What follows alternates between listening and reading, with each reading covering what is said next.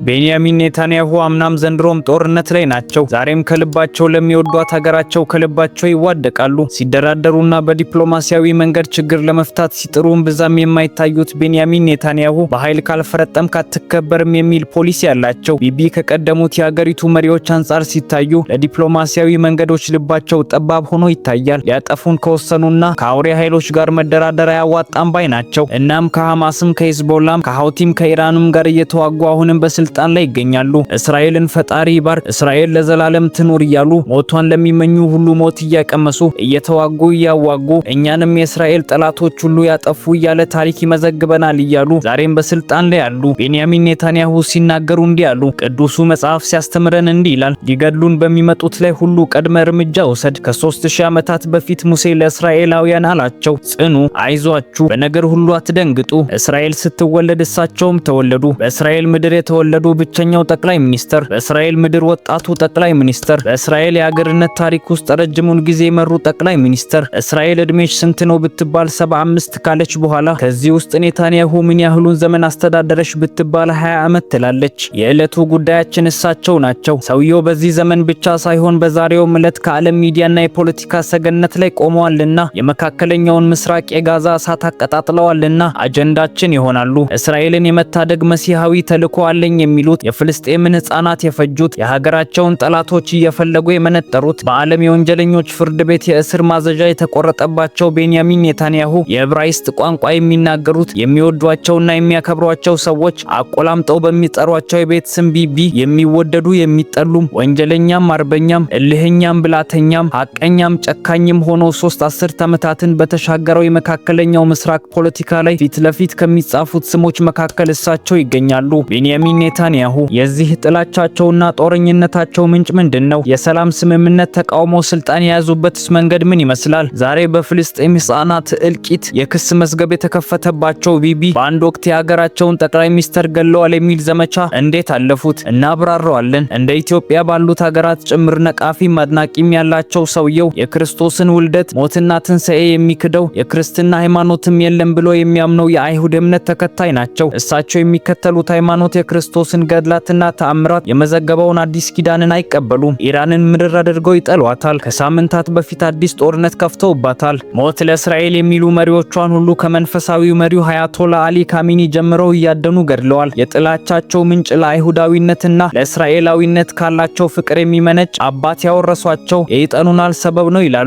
ዘርዘር አድርገን እንመለከተዋለን። አስተዳደጋቸው ለጦረኝነታቸው አበርክቶ ብዙ ነው። ሀገራቸውን ሲወዱ የምራቸውን ነው። አሜሪካ በሚማሩበት ወቅት እስራኤል ተወረረች ሲባል በአስራዎቹ የመጨረሻ እድሜ ላይ ሆነው የኮሌጅ ትምህርታቸውን አቋርጠው ስለ እስራኤል ብለው ሊሞቱ ጠመንጃ አንስተው ጦር ግንባር ተገኝተዋል። ኔታንያሁ ከሐማስና ፍልስጤም ጋር ከኢራንና ከመካከለኛው ምስራቅ ታጣቂዎች ጋር ላለፉት 20 ዓመታት ያልተተዋከሱበት ዓመት ቢፈለግ መገኘቱ እንጃ። አሁን ወደ ምንጩ እንመለስ። ከ70 ዓመታት በፊት ወደ ነበረው ታሪክ በምድረ እስራኤል ጥቅምት 1949 እንደ አውሮፓውያን አቆጣጠር ከተወለዱ ህፃናት መካከል ከእናት ሴጋልና ከአባት ቤንዚዮን የተገኘው ለወላጆቹም ሁለተኛው የሆነው ልጅ ቤንያሚን ኔታንያሁ ሆነ። ስሙንም ቤንያሚን አሉት። በዕብራይስጥ ቋንቋ ተናጋሪዎች ልማድ በቢ አልፋቤት ስማቸው የሚጀምር ሰዎችን ቢቢ ብሎ መጥራት የተለመደ ነውና የቤት ስሙም ቢቢ ሆነ። ቤንያሚን አባቱ የታሪክ መምህር ናቸው። እምነታቸውና አስተምሯቸው ሁሉ ከአይሁድና ሴማዊነት ጋር የተገናኘ ነበር። ዓለም በጸረ አይሁዳዊነት ላይ የቆመ ይመስላቸውም ነበር። ምርምራቸውም ዓለም ጸረ ሴማዊ የሆነበትን ነገር ማጥናትና መመራመር ሲሆን ስራቸውን ለመቀጠል ወደ አሜሪካ ሲመለሱ ሁለቱንም ልጆቻቸውን ቤንያሚንንና ዮናታንን ይዘው ወደ ፊላዴልፊያ መሩ። ዮናታን እድሜው ለአቅመ ውትድርና ሲደርስ ወደ እስራኤል ተመልሶ መከላከያውን ተቀላቀለ። አባት እስራኤልን ትተው የሄዱት በአካል እንጂ በመንፈስ አልነበረምና በአሜሪካም ሆኖ ኑሯቸውን ስለ እስራኤልና አይሁዳዊነት መመራመር አረጉት። ለታዳጊ ልጃቸውም አበክረው የሚነግሩት ይህንኑ ነበር። እስራኤልን የምትጠብቋት እናንተ ናችሁ፣ ዓለም ሁሉ ይጠላናል ይሉታል። ቢቢ ከዚያን ጊዜ ጀምሮ እስራኤልን ከጠላቶቿ የመጠበቅ አይሁድን የመከላከል ኃላፊነት የወደቀበት አድርጎ ይመለከት ዘንድ ሆነ። ቤንያሚን ከአባቱ የሚሰማው ነገር ሁሉ ለእስራኤል እጅግ አስፈላጊ ሰው መሆኑን እንዲገነዘብ አደረጉት። ዓለም ሁሉ ይጠላናል፣ አረብ ሁሉ ሊያጠፋን ይፈልጋል የሚለውን የአባቱን አስተምሮ በተግባር ሲፈጸም በ1967 ቁጭ ብሎ ተመለከተው። የግብጽ የሶሪያና የዮርዳኖስ ታንኮች እስራኤልን ከበቧት። የላውንቸር አረሮች ወደ ምድረ አይሁድ ይዘንቡ ጀመር። አረብ ሁሉ ሊያጠፋን ምኞት አለው የሚለው የአባቱ መልእክት እውን ሲሆን ዝም ብሎ ማየትን ምርጫው አላደረገም። ታላቅ ወንድሙ የታንክ ዩኒት አዛዥ ሆኖ መዋጋት ጀምሯል። በዚህ ጊዜ ቢቢ 18 ዓመቱ ነበር። የአሜሪካን ኑሮ ጥሎ ወላጆቹንም ተሰናብቶ ወደ እስራኤል ተሳፈረ። የሀገሪቱን መከላከያ ኃይልም ተቀላቀለ። አባትና እናት ሁለተኛ ልጃቸውን ለእናት ሀገር እስራኤል መርቀው ላኩ። ቢቢ እንደ ታላቅ ወንድሙ በስድስቱ ቀን ጦርነት ላይ ለመሳተፍ እድል ባያገኝም ሀገሩ አሸንፋ የቆዳ ስፋቷን በ3 እጥፍ አድጎ ተቀበለችው። በልዩ ዘመቻዎች ላይ ስምሪት የሚወስደውን እስራኤላውያን ሲታገቱ ኦፕሬሽን የሚሰራውን ደግሞም ታላቅ ወንድሙ ያለበትን ሳይሬት ማትካር የተባለውን ኃይል ተቀላቀለ። ዮናታን በኢንቴቤ አውሮፕላን ጣቢያ በፍልስጤማውያን የታገቱ እስራኤላውያንን ለማስለቀቅ በተካሄደ ዘመቻ ተገደለ። ብቸኛው የዚህ ኦፕሬሽን ሟች እስራኤላዊ ወታደር መሆኑ ተመዘገበ። የምን ጊዜውም ጀግናቸው አድርገው ወሰዱት። ወገኖች ሁሉ የሚወልዷቸውን ሕፃናት ስማቸውን ዮናታን እና ዮኒ በማለት ዘከሩት። ቤንያሚን በወንድሙ ሞት ክፉኛ ተጎዳ። አጋጣሚውንም ሕይወቱን ለእስራኤል ሲል ሊኖራት ሌላ ምክንያት አገኘው ሲል መነዘረው። በዚሁ ጦር ሰራዊት ውስጥ እያለ ልክ እንደ ወንድሙ ያለ ተልዕኮ አጋጠመው። በ1972 ግንቦት 8 ከቤልጅየም የተነሳውና በኦስትሪያ አድርጎ ቴል አቪቭ የደረሰው አውሮፕላን በፍልስጤማውያን ታጣቂዎች ታገተ። 90 መንገደኞች፣ 10 የበረራ አስተናጋጆች ባሉበት አውሮፕላን ውስጥ የሚገኙ ታጋቾች አውሮፕላኑ የሚከፈተውም ሆነ ተሳፋሪዎቹ የሚወርዱት እስራኤል ያሰረቻቸውን ፍልስጤሞች ስትፈታ ነው አሉ። ግብግቡ ቀጠለ። ሰዓታትም ነጎዱ። በዚህ ጊዜ በመቶ አለቃ ቤንያሚን የሚመሩ ኮማንዶዎች ወደ አውሮፕላኑ ተጠጉ፣ ከበቡት። በተለያዩ አቅጣጫዎች መስኮቶቹን እየገነጠሉ ገቡ። ቤንያሚን አከታትሎ የተኮሳቸው ጥይቶች አጋቾቹን ዘረሯቸው። ታጋቾቹ ነጻ ሲወጡ በወገን በተተኮሰ ከባልደረቦቹ እጅ በወጣ ጥይት ቢቢ ቆሰለ፣ እጁን ተመታ። ቤንያሚን ኔታንያሁ የውትድርና ዘመቻቸውን አጠናቀው ለትምህርት ወደ አሜሪካ ተመለሱ። ኤምአይቲ የህንጻ ጥበብና የማስተዳደር ሳይንስ ትምህርታቸውን ተከታተሉ። በትምህርታቸውም ወቅት ቤኒታይ በሚል ስም ይጠሩ ነበር። ይህም ስማቸው ለአሜሪካውያን አጠራር ቀለል ለማድረግ የተጠቀሙበት እንደሆነ ይነገራል። የትምህርት ቆይታቸውን አጠናቀው በቦስተን አማካሪ ድርጅት ውስጥ ተቀጥረው ሲሰሩ የዮናታንና ኔታንያሁ የሽብር ጥናት ተቋምን መሰረቱ።